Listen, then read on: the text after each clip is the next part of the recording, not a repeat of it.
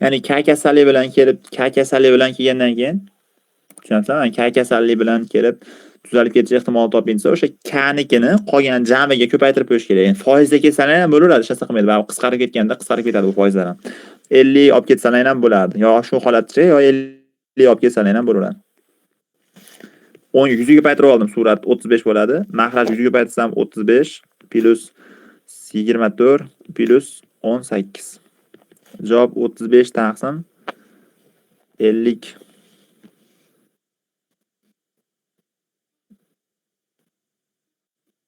77 ekan. Shundan chiqadimi?